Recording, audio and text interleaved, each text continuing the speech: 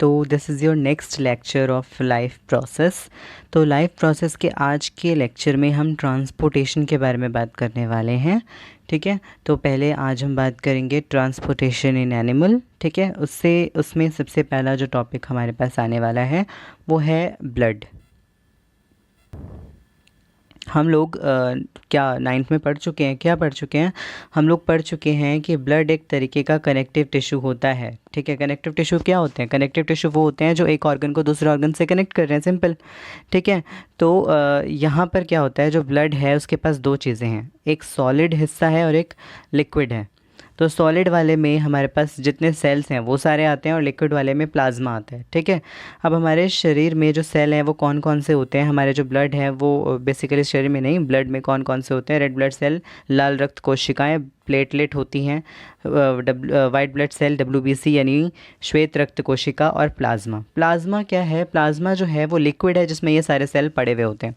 ध्यान से समझना, RBC, WBC, प्लेटलेट, ये सब जो है किस में पड़े हुए होते हैं? एक लिक्विड में, और ये लिक्विड का नाम क्या होता है? प्लाज्मा।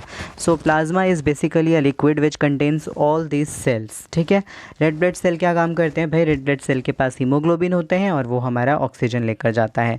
प्लेटलेट क्या करती है? प्लेटलेट ब्लड क्लॉट, जब चोट लग जाती है, जो खून जम जाता है, जैसे हमारी बॉडी में से सारा ब्लड बाहर ना निकले, वो होती है क्लॉटिंग। जब आपको चोट लगती है तो आप देखते हो कि आपका जो ब्लड है वो कुछ देर में गिरना बंद हो गया और वहाँ पे काला काला कुछ जम गया है, वही है क्लॉटिंग, खून का जमना।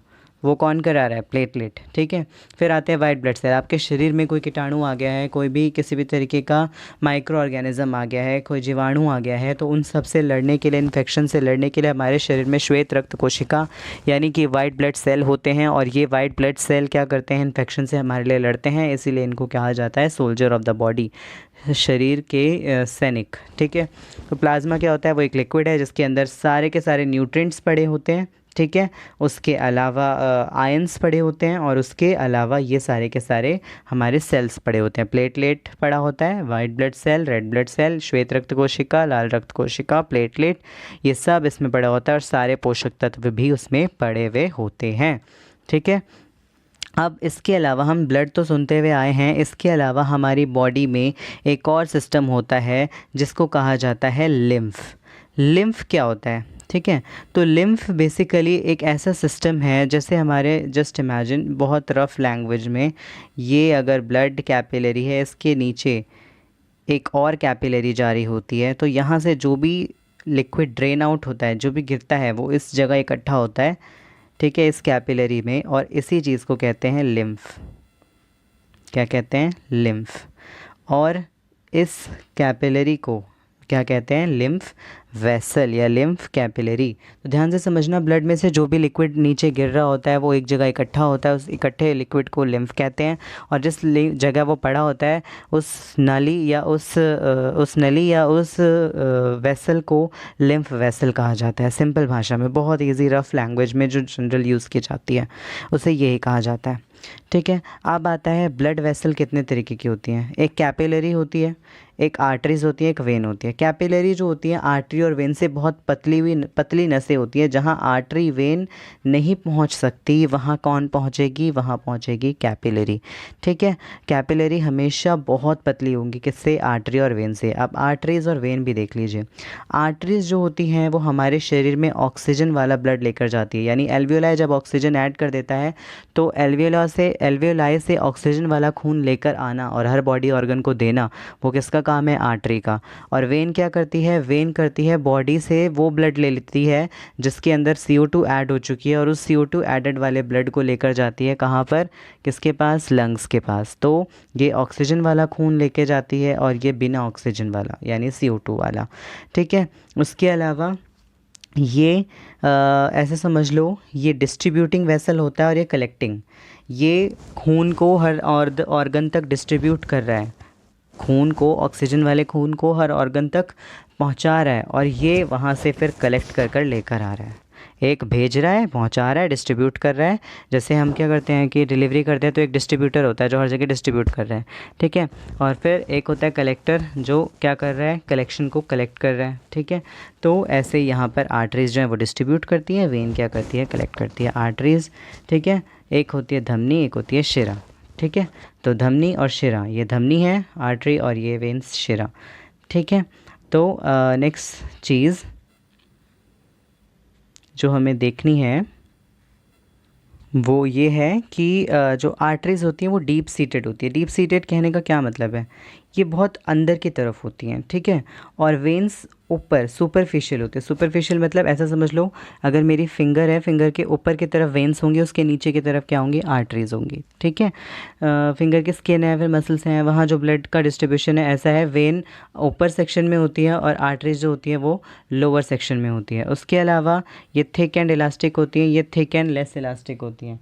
Thick and elastic, what does that mean, ये बहुत मोटी होती है इनकी वॉल और ये इलास्टिक होती हैं। ये वेन्स भी इलास्टिक होती है लेकिन वेन्स की वॉल थिन होती है, पतली होती है, ठीक है। आर्टरी को क्या कहते हैं, धमनी, और वेन्स को क्या कहते हैं, शिरा। तो अब हमारा मेन टॉपिक शुरू होता है विच इज़ ट्रांसपोर्टेशन, और हम यहाँ अभी इसी में ट्रांसपोर्टेशन इन एनिमल पढ़ेंगे, ठीक है। तो यहाँ पर ट्रांसपोर्टेशन इन एनिमल में सबसे पहले देख लो कि ऑर्गन क्या क्या होते हैं। ऑर्गन ट्रांसपोर्टेशन मतलब देखो, खून का हर जगह पहुँचना, ठीक है। खून का हर जगह अगर पहुंचने की अगर हम बात करते हैं तो उसमें एक होता है, जैसे हम पानी, अगर हम टंकी की इमेजिन करते हैं, हमें हर रूम तक पानी पहुंचाना है, तो हमारे पास एक मोटर होगी जो पानी को खींचेगी और पंप करेगी, ठीक है। और दूसरी होंगी हमारे पास पाइपलाइन जो पानी को पहुंचाएंगी, ठीक है, हर रूम तक। तो ऐसा ही है हमारा बॉडी का सिस्टम। हार्ट जो है हमारी मोटर है, पंपिंग ऑर्गन है जो पानी को पंप करेगा, पानी नहीं सॉरी, हमारे ब्लड को पंप करेगा। आर्टरीज़ और वेन क्या है, आर्टरीज़ और वेन हैं हमारे नाली, ये वो पाइपलाइन जो ब्लड को लेकर जाएंगी, ठीक है। और ये ब्लड एंड लिम्फ तो आपको पता ही है, ठीक है। तो pumping organ heart, artery, when, pipe, उसमें बहेगा क्या, ब्लड और लिम्फ, ठीक है। क्लियर है ये वाली चीज़, डन। तो अब आगे बढ़ते हैं। आगे बढ़ेंगे तो हम यहाँ पर देखते हैं कि हमारा एक सिस्टम होता है, हमारी बॉडी में एक सिस्टम है ट्रांसपोर्टेशन का, सर्कुलेशन का, ब्लड का।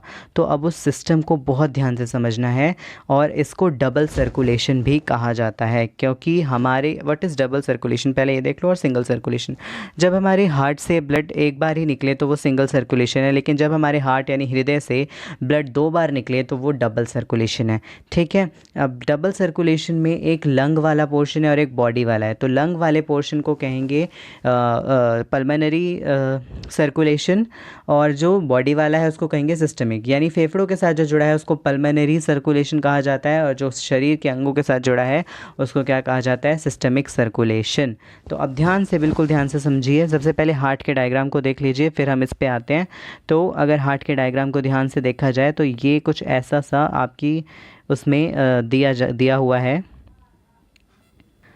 तो सपोर्ट मटेरियल का हमारा बहुत ऐसा रफ सा एक डायग्राम है हमारे पास, ठीक है। ये वाला हिस्सा होता है ऑर्टा, ठीक है। सबसे पहले आप हार्ट को ये वाला हिस्से को देखिए, ये वाला, ठीक है। तो अगर इस वाले हिस्से को देखेंगे तो यहाँ आपको पहला हिस्सा नज़र आ रहा है, ये वाला, इसको लेफ़्ट ऑरिकल कहा जाता है। जो रेड रेड है वो सारा जो हिस्सा है, ठीक है, वो लेफ़्ट वाले साइड से, लेफ़्ट वाली साइड जितनी है वो सारी हमें रेड से दिखाई गई हैं, जो राइट वाली साइड है वो सारी हमें ब्लू से दिखाई हुई हैं। तो लेफ़्ट साइड एक होता है ऑरिकल, एक राइट साइड होता है ऑरिकल, ठीक है। दूसरा ऐसे ही एक लेफ़्ट साइड होता है वेंट्रिकल और एक राइट साइड होता है वेंट्रिकल, ठीक है। उसके अलावा यहाँ इनके बीच में इस एरिया में यहाँ पे वॉल्व होती है, ठीक है, फाटक, दरवाजे, जो क्या करते हैं, इससे ब्लड को इसमें भेजते हैं, ठीक है। सिमिलर वे में क्या होगा यहाँ पर, ठीक है, सिमिलर वे में इधर, ठीक। उसके बाद हमारे पास एक ऑर्टा है जो मेन आर्टरी कहलाती है, ठीक है। एक पल्मोनरी आर्टरी है, ठीक है, एक पल्मोनरी वेन है। ये सारी चीज़ें ऊपर समझ आएंगी। ये एक डायग्राम आपको देखना है ध्यान से, और फिर ऊपर की एक्सप्लेनेशन को समझना है, ठीक है। तो अब हम डायग्राम देख चुके हैं, तो डायग्राम देखने के बाद बार बार एक इसको समझने के लिए सबसे बेस्ट तरीका है आप साइड में हार्ट का डायग्राम रखें और ये एक्सप्लेनेशन समझते रहें, बहुत ईजी से समझ आएगा। हमारा शुरुआत कहाँ से हुई, एल्वेओलाई ने ऑक्सीजन में ब्लड डाला था, सॉरी ब्लड में ऑक्सीजन डाला था। तो यहाँ पर क्या हुआ कि हमारे जो लंग्स हैं उन्होंने क्या करा, ब्लड में ऑक्सीजन को डाला, ठीक है। अब लंग से जो ऑक्सीजन लेकर आती है जो कैपिलरी या जो ऐसा कैपिलरी नहीं कहना चाहिए, ब्लड वेसल, जो ब्लड वेसल लंग से ऑक्सीजन लेकर आती है हृदय यानी दिल तक, उसको कहते हैं पल्मोनरी वेन। अब पूछोगे भैया वेन तो डीऑक्सीजनेटेड ब्लड लेकर जाती थी, पर ये तो ऑक्सीजन वाला लेकर जा रही है, कैसे? ये एक एक्सेप्शनल केस है, ये एक एक्सेप्शनल वेन है, ये पहली वेन है जो ऑक्सीजन वाला खून लेकर जाती है, नहीं तो सारी की सारी वेन क्या करती हैं, बिना ऑक्सीजन वाला। ये मोस्ट इंपॉर्टेंट क्वेश्चन है, ठीक है। ऐसी कौन सी वेन है जो ऑक्सीजन वाला ब्लड लेकर जाती है, पल्मोनरी वेन। और ऐसी कौन सी आर्टरी है जो बिना ऑक्सीजन वाला ब्लड लेकर जाती है, पल्मोनरी आर्टरी। आगे देखोगे तो पहला स्टेप ये है कि लंग से ऑक्सीजन वाला ब्लड लेकर आ रही है पल्मोनरी वेन, इसने डाला हार्ट के पहले चैम्बर में जिसको कहा जाता है लेफ्ट एट्रियम। पहले चैम्बर यानी पहले रूम लाइक स्ट्रक्चर में उसने ये डाला ब्लड जो है फिर यहाँ से नीचे गया लेफ्ट वेंट्रिकल में, और ये जो आप V1 V2 देख रहे हो इसको कहते हैं वॉल्व। ये वॉल्व क्या करते हैं, ये जो वॉल्व होते हैं ना बेसिकली इनका काम होता है कि जब ब्लड एक बार इधर आ जाए तो वापस ना जाए, बैक फ्लो, खून वापस ना चला जाए, बैक फ्लो को रोकते हैं। तो वाल्व का काम क्या है, बैक फ्लो ऑफ ब्लड को रोकना, ठीक है। अब यहाँ पर क्या होगा, जैसे ब्लड इसमें आया यहाँ पर एक आर्टरी होती है जिसको कहा जाता है ऑर्टा, ये देखो, ये यहाँ से ब्लड लेती है और सारे बॉडी ऑर्गन तक आगे फर्दर डिस्ट्रीब्यूट कर देती है, आगे भेज देती है। इतना समझ आया? ध्यान से समझो कि पहला स्टेप क्या था, पहला स्टेप ये था लंग से खून लेकर पल्मोनरी आर्टरी आई, लेफ्ट एट्रियम में डाल दिया, इधर लेफ्ट एट्रियम में। उसके बाद ये ब्लड नीचे गया लेफ्ट वेंट्रिकल में, फिर ये ब्लड यहाँ मेन आर्टरी होती है एक ऑर्टा, वो लेकर आई और कहाँ देना शुरू कर दिया, हर बॉडी ऑर्गन तक। फिर हर बॉडी, मैंने बताया था आर्टरी क्या करती है, डिस्ट्रीब्यूट करती है, और वेन क्या करती है, फिर कलेक्ट करती है। जैसे ही सारे ऑर्गन तक ब्लड जो है वो डिस्ट्रीब्यूट हो गया, उसके बाद वेन का काम शुरू। सबसे बड़ी वेन जो इसमें इन्वॉल्व होती है उसको कहा जाता है वीना कावा।